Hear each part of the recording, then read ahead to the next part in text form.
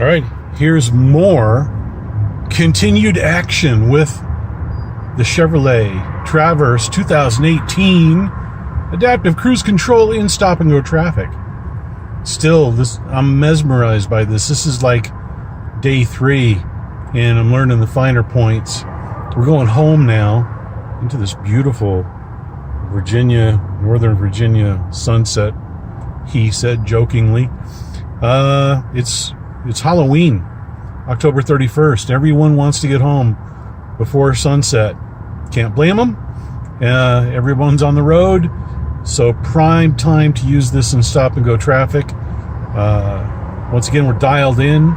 Advanced cruise control is set to, it's actually set to 45 right now, so this will control the vehicle from 45 all the way down to 0 and back up. I found a few tricks when it does come to a complete stop, and I've got the sunroof open right now while we're getting the normal amount of sound from the audio from bypassing traffic. But anyway, when this comes to a complete stop, I said earlier that all you got to do is give a little tappy tap on the gas pedal with your foot, which is true, but there's an alternative. You just pop your old thumb over here on the resume button, and it'll take off for you. Just tap resume, and boom, it's off and going again. So 2 ways to take off from a complete stop, and which is really handy because I also found out that once this is set, I had also said that this won't engage at speeds below 25 miles per hour, which is true when you initially engage it. But let's say somebody cuts in front of you, you got to stomp the brake. Doesn't mean, I'm sorry, the minimum is 15 miles an hour to initially engage it. So let's say someone gets in front of you, you got to hit the brake for whatever reason, and that you'd think kind of spoils your plan on using adaptive cruise after that. No, if you've already engaged it and it's set like it is now, if I were to hit the brake, I don't have to get back up to 15 miles an hour again to resume the advanced cruise control. I just hit resume again, just like I did from a standing stop. I hope that doesn't sound too confusing.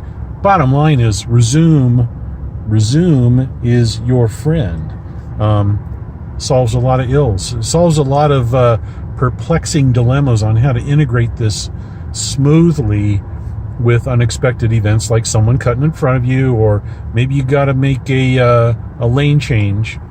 And I'm not comfortable doing lane changes all the time in this mode, so I'll hit the brake so I've got some manual control over braking and acceleration to make sure I change lanes smoothly without interrupting other people's momentum and so forth. Here we go. That was a full stop, and it was less than a couple seconds, so it's resuming automatically. Didn't have to do anything. Anyway, so I'll hit the brake to disengage cruise. I'll do my lane change, get comfortable, hit resume. We're back to just creeping along,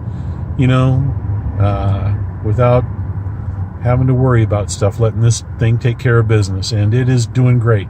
Other thing I found out is that using the control here to set the distance, the following distance, I've got it set on the medium distance, and I kind of did that because in some situations this was getting a little too close or stopping a little too close to the car in front for my comfort. I'm not trying to sound funny. It will sound cliched or like I'm trying to be humorous, but I was behind a Mini Cooper and this thing came awfully close. So what I found out was for smaller cars, it seems to do better with this following distance set in the mid-range. If I want to set it a little closer, we'll do that here. It doesn't immediately take over, but it will stop a bit closer and it will take off a bit sooner. Really not enough maybe to warrant the perceived additional risk. Anyway, this thing is mighty cool. I can't believe that I didn't know about this sooner. Probably, what's kind of funny is all my friends at work who are fellow gearheads didn't know a damn thing about this.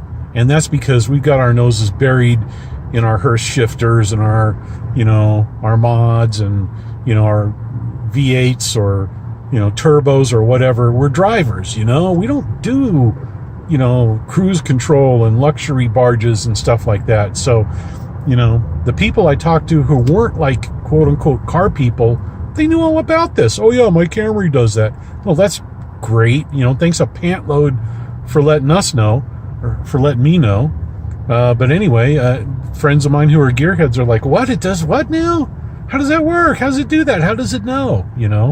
So it's part of that luxury tech, segment that's just not in normal gearhead parlance, I'll say.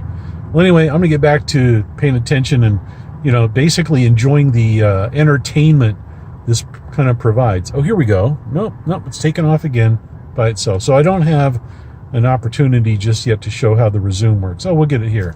Here we go. We're going to sit here. And we're taking off. Now they're going, but I'm not. So I'm going to hit resume. Then it goes. And if I want, I can hit the gas and give it a little assistance. And the little indicator down there on the bottom left, right next to the W, goes from green to blue when I tap the gas. Now this is following a little bit more closely than it was when I started this video. And that's because I changed, obviously, the following distance. And it's going to stop a little bit closer. But with this car, it's doing okay. Again, it does seem to vary a little bit. If you're behind a box truck, it's a big radar signal, it stops comfortably farther back. Mini Cooper, little too close for my taste on the narrowest, closest setting today. Anyway, back to driving. This is cool. Get you one of these. They're awesome. One quick addendum regarding following distance. I should have said something about this. Another experience from this morning. Gosh darn that sun. So this morning, when I was playing around with following distance, I had changed the following distance, extended it, voila, using the little button there, just like that, and set it to the medium gap. And also noticed I was ended up behind a pickup truck, and the guys, they got to have that big old gooseneck trailer hitch sticking out there, extended, big old thing, gotta leave it in there.